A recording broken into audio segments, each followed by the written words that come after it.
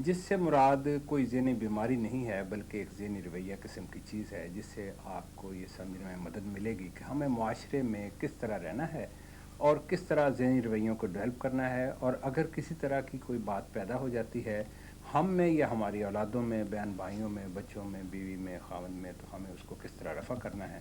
تو ڈاکٹر اقبال خان صاحب ہمارے ساتھ موجود ہیں، یہ اسپیشلی اس بارے میں ایک ان کے پاس مواد بھی موجود ہے۔ تو آئیے ڈاکٹر صاحب سے شروع کرتے ہیں کہ ڈاکٹر صاحب یہ بتائیں کہ ذہنی آپ نے جو صحت کے بارے میں پروگرام بنانے کا سوچا تھا، یہ پروگرام یہ آپ نے ذہنی بیماری کے بارے میں نہیں کہا بلکہ ذہنی صحت کے بارے میں کہا، اس کا کیا مطلب ہے؟ پہلے اس سے شروع کرتے ہیں بات۔ یہ خیال جب آیا ہے تقریباً 3 سال پہلے، ہم نے ایک رپورٹ بنائی تھی 2000 آدمیوں کے، لوگوں کے، عام لوگوں کی جو بیمار نہیں تھے، ان کے بارے میں ہم نے ایک انٹرویو رپورٹ لی تھی جو 100 سوالات پر مشتمل تھا۔ 250 پاکستانی تھے، 250 عربی تھے، 250 ترکی تھے، 250 ایرانی تھے۔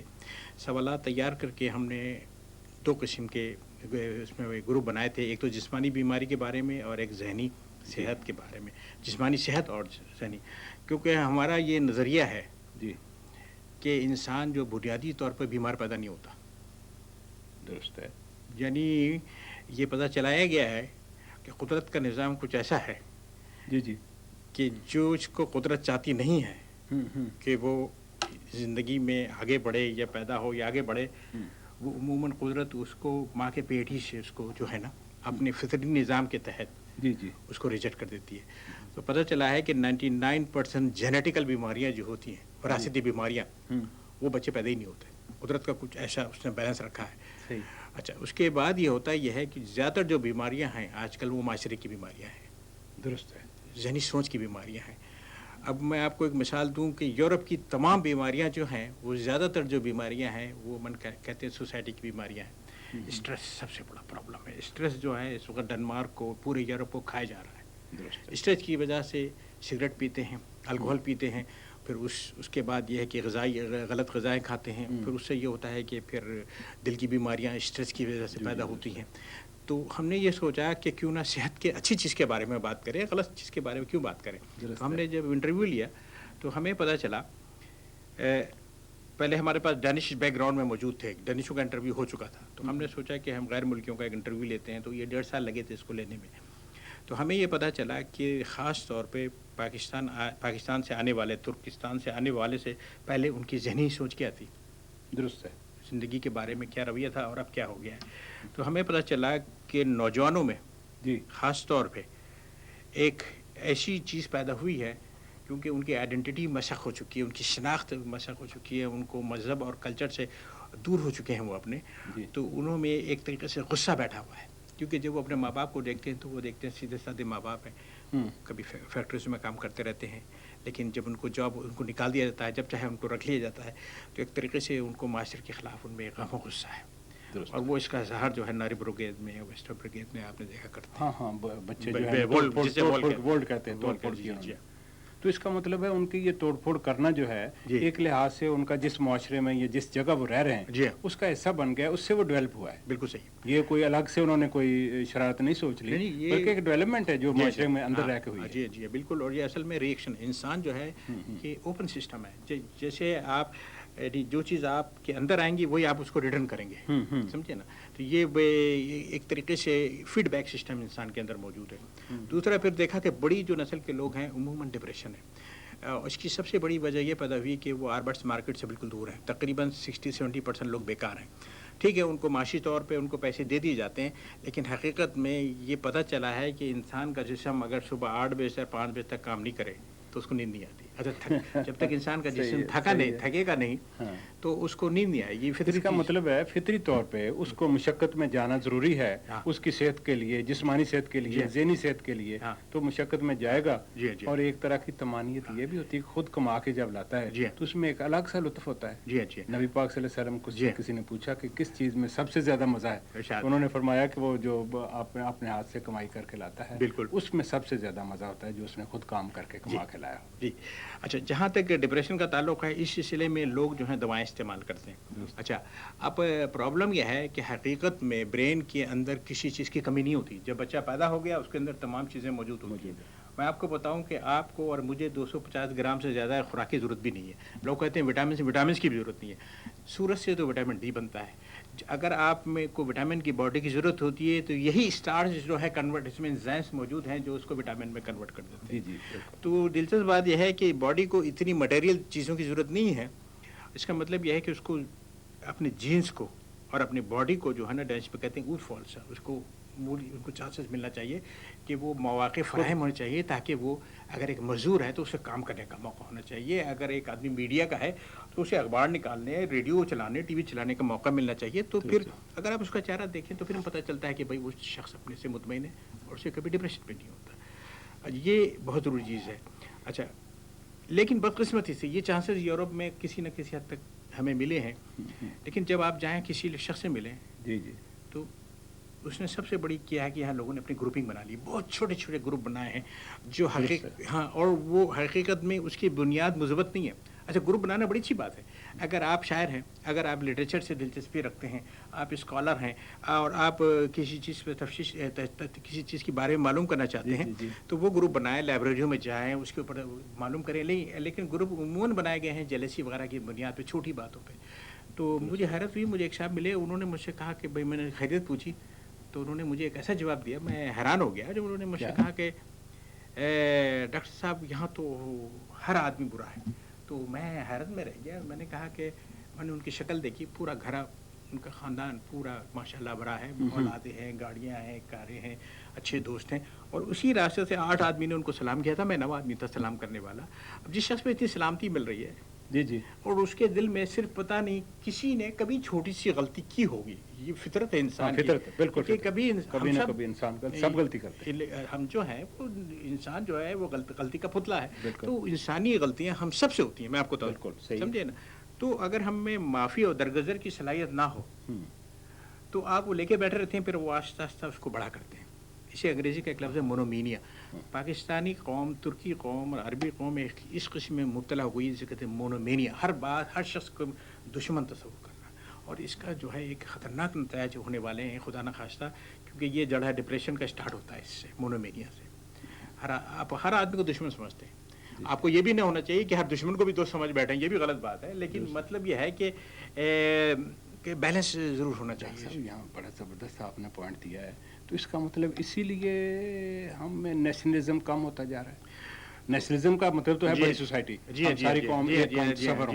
تو قومیت کا تصور جو ایک قوم کا ہوتا ہے وہ اس لیے سکویز ہو رہا ہے, کم ہو رہا ہے کہ ہم چھوٹی چھوٹی باتوں پہ آ گئے ہیں. بالکل صحیح ہے. اب آپ کو میں ایک مثال دوں, چھوٹی سی مثال بہت مختصر دوں گا کہ جو علامہ اقبال رحمۃ اللہ ایک گاؤں میں آئے, اور گاؤں میں جا کے, ہندوستان کا چھوٹا سا گاؤں تھا, وہاں کے لوگ وہاں کے علاقے کی بولی بولتے تھے. تو وہ گئے, انہوں نے کہا جی آپ کنویں کا پانی پینا پسند کریں گے یا دریا کا؟ صحیح.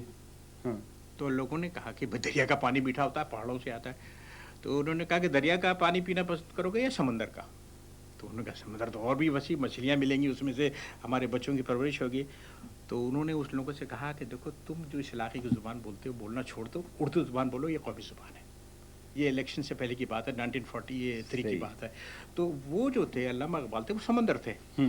تو آپ اگر ملت میں جاتے ہیں تو آپ کا فائدہ ہے. بالکل ٹھیک ہے, تھوڑے بہت برے ملیں گے, لیکن 80% چانسز میں آپ کو, اگر آپ بولتے ہیں قومی زبان یا عربی زبان یا فارسی زبان, علامہ اقبال فارسی زبان کے ماہر تھے اور عربی زبان کے. تو جتنی اپنی آپ ملی حدود یا قومی حدود بڑھائیں گے نا, اتنی آپ کی کیپیسٹی بڑھے گی, اتنے مواقع بڑھیں گے.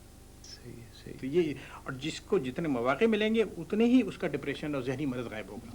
معاف کیجئے, پھر اس کا مطلب یہ ہوا کہ کم از کم جو کامن چیزیں پائی جاتی ہیں, مثلاً ہم انسان ہیں, تمام انسانوں کے ساتھ مل کے بیٹھ سکتے ہیں. مثلاً مسلمان ہیں تو اس کے لیے کلمے پہ مل کے بیٹھ سکتے ہیں, اختلافات کو ذرا کم کر لیں. اگر فرض کریں ایک شہر کے رہنے والے ہیں تو وہ کہیں کہ جس بھی شہر کے رہنے والے ہیں وہ ایک شہر کے نام پہ اکٹھے تو رہ سکتے ہیں, اس میں گروپنگ نہ کریں. اس کا مطلب ڈپریشن بھی کم ہوگا اور نیشنلزم بھی ڈیولپ ہوگا. اور یہ باقاعدہ, میں تو نیشنلزم کو بھی محدود سمجھتا ہوں. ملت یعنی ہماری جو ملت ہے وہ ماشاءاللہ عرب, ترکی, ایرانی, افغانی, ایک بہت بڑی, جیسے یورپین ایک ملت ڈیولپ کر رہے ہیں تو ہمارا بھی حق ہے. یورپین جو کمیونٹی بنی ہے وہ ایک ملت ڈیولپ ہو رہی ہے.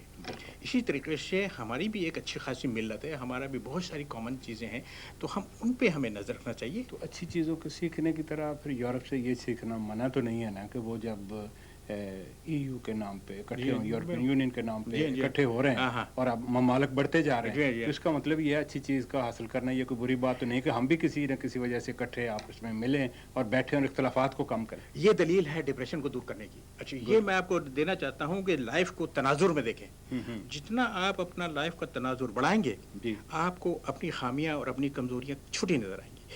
تو بہتر یہ ہے کہ جتنا اپنے آپ کو لائبریریوں میں جائیے، اپنا لٹریچر کیجیے، پنجابی لٹریچر بہت بڑا ہے، اس کا مطالعہ کیجیے، سندھی لٹریچر کا مطالعہ کیجیے، عربی لٹریچر کا مطالعہ کیجیے، یورپین لٹریچر کا مطالعہ کیجیے۔ تو یہاں پر چند لوگوں نے یہ ثابت کر دیا ہے، اب جیسے میں تو چھوٹا سا آدمی ہوں لیکن میں نے یہ ثابت کر دیا کہ یہاں کے تمام گروپ جو ہیں وہ اس بات پہ متفق ہیں کہ بھائی ڈاکٹر صاحب جو ہے چھوٹا سا کام کر رہے ہیں۔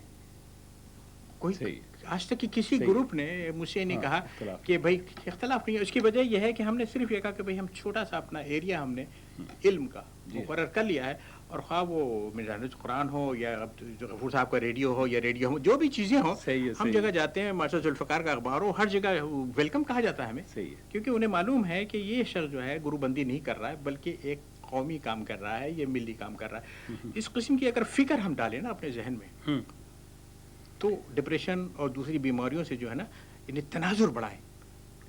آپ نے ایک دفعہ ذکر کیا تھا مراقبے کا اور دینی رجحان کا کہ ڈپریشن کے سلسلے میں یہ بھی مددگار ثابت ہو سکتے ہیں، یہ ایسا بھی ہے؟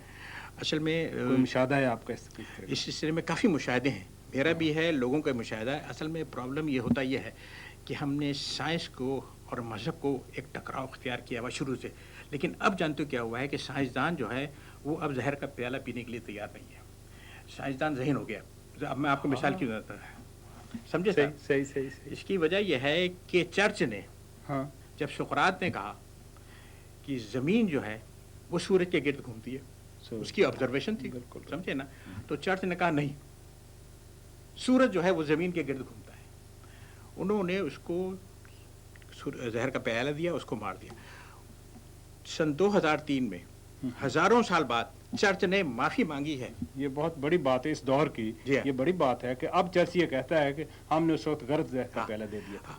اب غلطی جانتے ہو کیا ہے سائنسدانوں کی؟ کیا ہے، میں تو مذہب والوں کو زیادہ الزام اس لیے نہیں دوں گا کہ ٹھیک ہے ان کا اپنی سوچ ہے، وہ ایمان کی بات ہے۔ میں سائنسدانوں کو کہتا ہوں کہ ہم سائنسدانوں کو چاہیے کہ جب کوئی چیز پریزنٹ کریں نا تو کوشش یہ کریں کہ اس کو آہستہ اور مشاہدتی کے بجائے اس کو تجرباتی طور پر پیش کریں، اور ہلکی زبان میں، پیار کی زبان میں اہل دین کے سامنے پیش کریں کہ بھئی ہم نے یہ دیکھا کہ مراقبے مشاہدہ ہے، اور یہ جو مراقبہ ہے، یہ میڈیٹیشن ہے، یہ 3000 سال پرانی چیز ہے صاحب۔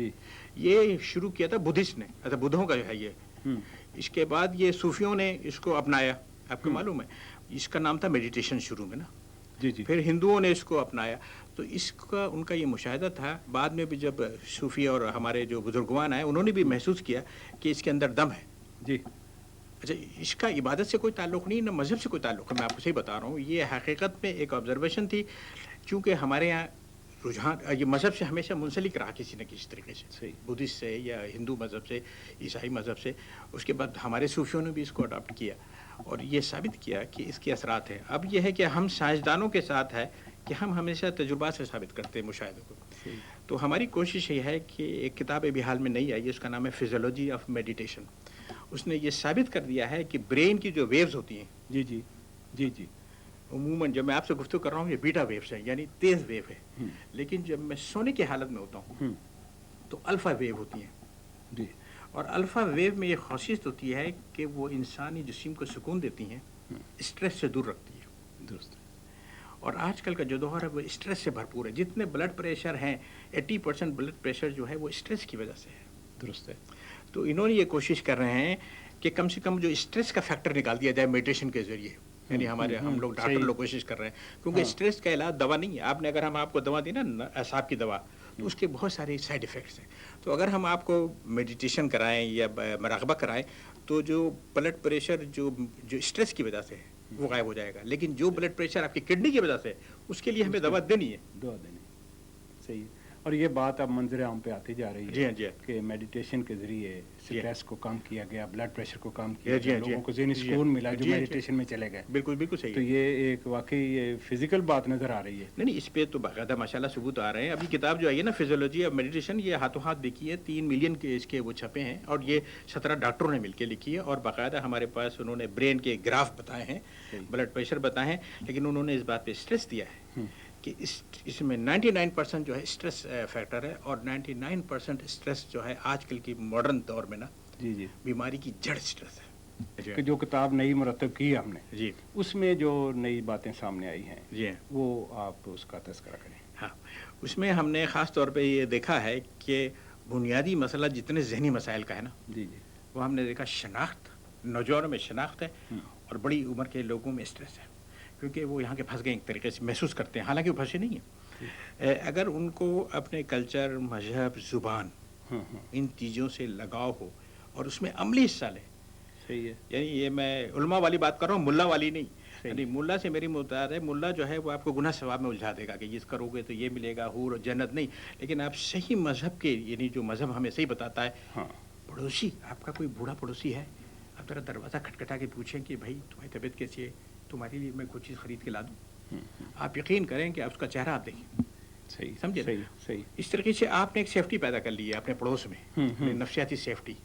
اس کے بعد آپ ذرا سا آگے بڑھیں، جو آپ کے حلقہ باب ہے، آپ مہینے میں 1 مرتبہ ٹیلی فون کر کے خرید پوچھ لیا کریں، عید بقرعید تو پوچھ لیا کریں، کافی ہے. غم و خوشی میں ان کے کھڑے رہیں ساتھ. صحیح. کلچر کی ایکٹیویٹی جہاں ہو رہی ہے وہاں ضرور حصہ لیں. کوئی آیا ہوا ہے، سیاستدان آئے ضرور جائیں، سنیں اپنے اپنے کلچر، آہستہ آہستہ ان کے بھی کلچر میں ان کے بھی حصہ لیں. لیکن پہلی جنریشن کے لیے میری ایڈوائس ہے کہ پیوستہ رہے شاجر سے امید بہار رکھ. یعنی اپنی جو آپ کی جو شناخت ہے نا اس سے قریب تر رہنا چاہیے، اور اس میں یہ ہے، اور پوری امید رہیں آپ. کیونکہ اور کوشش کریں کہ مادی یعنی مٹیریل کے پیچھے بھاگنے کے بجائے، میں آخر میں ایک بات بڑی دلچسپ بتا دیتا ہوں، اور یہ قرآن حکیم سے ہے کہ قرآن کے ہم لوگ سائنسدان زیادہ تر قرآن اور بائبل اور زبور اور انجیل کا مطالعہ کرتے رہتے ہیں، کیونکہ یہ حکمت کی کتابیں ہیں. ان سے اس کا ایک آیت، ایک لفظ جو ہوتا ہے وہ لاکھوں سال کے اوپر تجربات پہ ہوتا ہے، وہی کے اوپر ہوتا ہے. تو اس میں ایک جملہ لکھا ہوا تھا کہ یہ اولاد ہماری امانت ہے. اب آپ ذرا غور کریں، لفظ امانت استعمال کیا گیا. اچھا، جب اور امانت کے متعلق جو ہے حضور صلی اللہ علیہ وسلم نے فرمایا ہے کہ امانت کے اندر کوئی چیز داخل بھی نہیں کی جائے، داخل بھی نہیں کی جائے، نکالی بھی نہ جائے، داخل بھی نہیں کی جائے. کیونکہ اس میں یہ تھا کہ ایک صاحب نے کسی سونے کی چیز کسی گھر پہ رکھے گئے تھے، چاندی کے، تو انہوں نے کہا جب وہ آئے گا تو خوش ہوگا، تو اس کو انہوں نے پالش والش کرا کے رکھ دیا. اس آدمی نے ناپسند کیا اس کو پالش کرانا. اس نے کہا کہ مجھے وہ کیونکہ میرے والدین کی دی ہوئی تھی اور اسی شکل میں مجھے پسند تھی، تم نے پالش کر کے جو ہے نا مجھے پسند نہیں آیا آپ کا.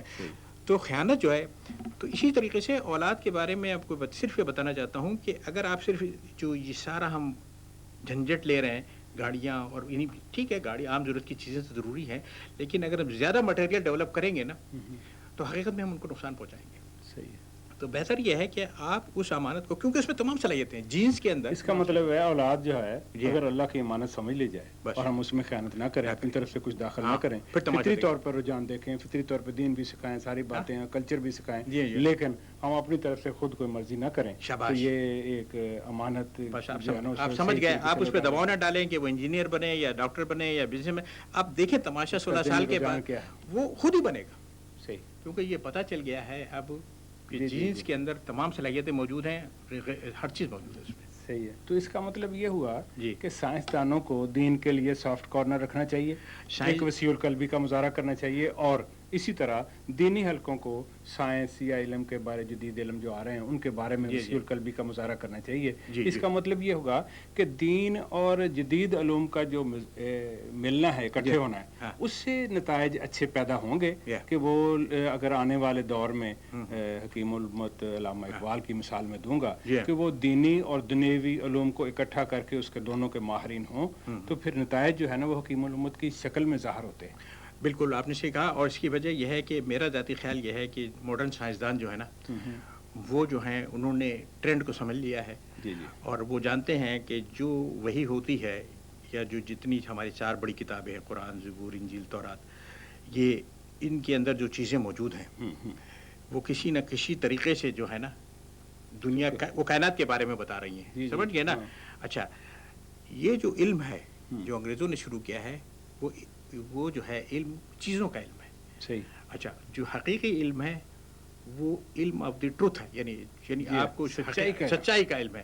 اچھا، دلچسپ بات ہے، ان دونوں کو لانے کے لیے جو ذہین سائنسدان ہیں وہ یہ کوشش کر رہے ہیں کہ ان دونوں میں کمپرومائز ہو، نہ یہ ہو کہ وقت دیا جائے، گفتگو کی جائے، تجربوں سے ثابت کی جائے. اب ہم نے مراقبے کو ہم ثابت کرنے کی کوشش کر رہے ہیں کہ اس کا تعلق جو ہے صرف مذہب سے نہیں ہے یا صرف سائنس سے نہیں ہے، کسی کی اتھارٹی نہیں ہے اس پہ، اس کو مس یوز کیا جا رہا ہے. یہ بات میں آپ کو بتا دوں کہ بعض لوگوں نے کہا کہ جی مراقبہ ہر چیز کا علاج ہے، یہ غلط ہے. مراقبہ کینسر کا علاج نہیں ہے، مراقبہ شوگر کا علاج نہیں ہے، میں آپ کو بتا دوں. لیکن مراقبہ جو ہے وہ اسٹریس کا علاج ہے. اسٹریس سے کینسر ہو سکتا ہے. جی، آپ پوائنٹ سمجھ رہے ہیں؟ اس لحاظ سے ہم کینسر سے بچ سکتے ہیں کہ اسٹریس کو پہلے ہی رفع کریں. ہم اسٹریس کو ماریں پہلے. اب اگر کینسر پیدا کر لیں تو پھر مراقبے سے اس کو رفع نہیں کریں. شاباش. تو یہ میں آپ سے کہہ رہا تھا کہ یہ فکر اگر ہم ہمارے مذہبی رہنماؤں پیدا کریں کہ بھائی یہ جو ہے نا دونوں علم خدائی علم ہے. جی، اس کا مطلب یہ ہوا کہ اصل میں دانائی، عقل مندی یا بات کو سمجھنا جو ہے وہ ہے اصل کے ہم اصل میں سمجھ کے اس کے اندر تک اتریں. جی جی. پھر اس کی جو فزیکل اور جو دینی حدود ہیں یا کہہ لیں ہم روحانی حدود ہیں اس کے ایک درمیان میں کہیں. مجھے نبی پاک صلی اللہ علیہ وسلم کا قول یاد آتا ہے، صحابہ نے پوچھا تو ایک سوال کے جواب انہوں نے بتایا کہ نہ اس کنارے پہ نہ اس کنارے پہ، میانہ روی دین ہے. بالکل صحیح. اصل دین جو ہے میانہ روی ہے. اب ہم اگر دنیا میں دین میں علوم میں ہر بات میں دینی علوم میں عبادات میں میانہ روی اختیار کریں سب باتوں میں تو. اور یہ سائنسدانوں نے ثابت کیا. جس نے جین تھیوری ایجاد کی سب سے پہلے ڈی این اے، اس کا نام ہے کری ڈگلس. اس کا پہلا جملہ یہ تھا nature is semi conservative. Semi conservative کا مطلب یہ ہے نہ تو وہ رائٹ پہ ہے نہ لیفٹ پہ ہے، درمیان میں. سیمی کنزرویٹو جو ہے نا جسے کہہ لیں آپ سینٹر میں ہے. تو کبھی بھی قدرت پسند نہیں کرتی تبدیلی کو جھٹکے سے. صحیح سمجھے نا؟ صحیح. اور نہ قدرت پسند کرتی ہے کہ کسی چیز کی ارتقا نہ ہو، یعنی ارتقا ہو جی لیکن سلو ہو. یہ قدرت کا ایک پروسیس، یہ قدرت کا پروسیس. ناظرین، اس کے ساتھ ہی ہمیں آج کی اس ڈسکشن کے کلوز کرنے کی اجازت دیں، بند کرنے کی. آئندہ بھی ہم آپ کے سوالات کی روشنی میں ہم آپ کی جو معاشرتی ضروریات ہیں ان کے بارے میں ڈسکشن جاری رکھیں گے انشاءاللہ. خدا حافظ.